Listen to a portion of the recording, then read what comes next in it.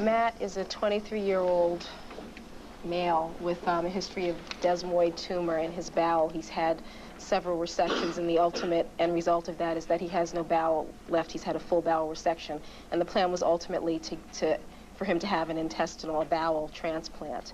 He's so catabolic, yes, and has severe liver dysfunction, and is ventilator dependent, and can only communicate. At today's patient care meeting, the team is struggling with how to control this patient's pain, while his family and other doctors are discussing surgery. The guy is dying, and no one's talking about it. It's just not on the screen, even though it's perfectly obvious to everyone if you look at him, but it's just not allowed to be discussed. Hi, Matt. Thank you. When you looked at him, you saw that he couldn't make it. I think anyone who came in fresh to the room, who hadn't been involved in his care for months, could see that. Is that good? But his family and Matthew himself were still hoping for him to get strong enough to be able to go through this transplant, as were a number of members of his medical team. You know, and making a positive difference, because I think everyone is getting so frustrated. We need to make very clear what people should be doing to help you and make sure that you agree that those are the right steps. And when we came in, he was having a tremendous amount of pain.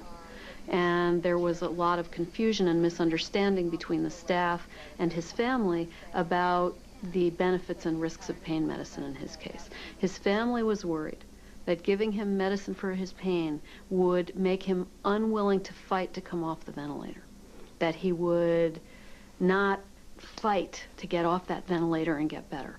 And they thought that he needed to be awake and in pain to fight the disease. And isn't there a sense that once you talk about palliative care or pain medicine, the family and the patient sometimes think, oh, they're giving up on me. It's the end. I've got nothing to look forward to now. It's over. Exactly. That's exactly what happened. And we spent a very long time teaching Matthew and his family that people who are in pain are exhausted, depressed, discouraged, and not sleeping, and that as long as he's in pain, there was no chance of getting him off the ventilator.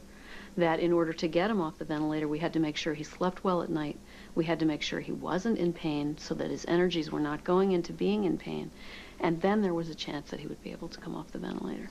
As we promised you last week, if you decide you need pain medicine to be up in the chair or to participate in therapy, it's ordered for you. All you have to do is ask for it. It will be given 15 minutes before. And it does seem, compared to last week at least, that am I right? Is the pain better compared to last week? Much better. Okay. So at least one thing we have managed to improve. So to coordinate Matt Wilson's palliative care, Dr. Meyer must state her case to all the doctors involved. That Matt is dying. I just need someone to... No matter what we do. Give me some direction. Well, I understand that. There's no primary central physician running the show coherently. That's the problem. You know, there's you, there's me, there's David, there's the surgeon. Would he be a candidate for your service? He certainly would, but there have to be some decisions made about the goals of care. Maybe I'll put that on the table. That would be the first order of business. Well, we can't sort of offer moving him to the palliative care unit until we start talking about his prognosis. What I'm worried about is that we're trying to create a trusting relationship with the patient and the family whose main focus is on the surgeon, and main trust and emotional connection is with the surgeon, and the surgeon isn't there yet. So what we don't want to do is say, you know, go and hang crepe and have the surgeon say everything's going to be fine, and once we just build you up and get you rehab, we'll operate on you. I think the area of work is the surgeon right now. All right, I'll talk to him and we'll see. Yeah. I feel like the death of Ivan Ilyich is about this Ivan Ilyich, Tolstoy, writing about this guy who is dying, but no one is talking about it. He knows he's dying, the doctor knows he's dying, the family knows he's dying, but they refuse to talk about it. They keep telling him if he would just eat, if he would just take his vitamins, if he would just do what the doctor says, if he would just, he'd be fine.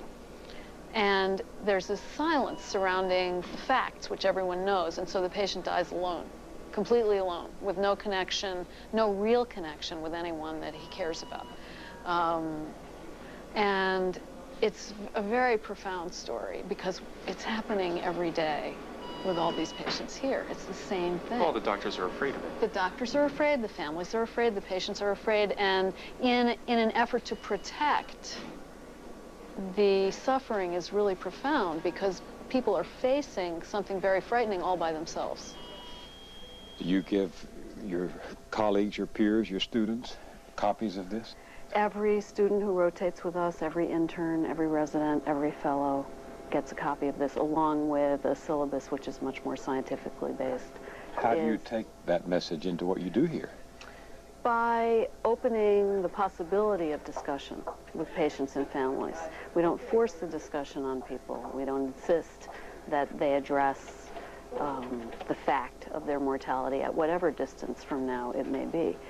But we recognize that most patients know what's happening to them, and most family members know what's happening to them, and the silence between family and patient and between doctor and family and patient is in itself a source of tremendous suffering and loneliness. Worrying? Matt Wilson died 11 days later. I don't think we ever, quote, persuaded Matthew and his family that we should be giving up on life-prolonging efforts, and I don't think that was ever one of our goals. Our goal was, first and foremost, to make sure he was physically comfortable, and I think we achieved that goal. The goal we did not achieve was helping this patient and family grab the opportunity to say what needed to be said before he died. And that continues to haunt me.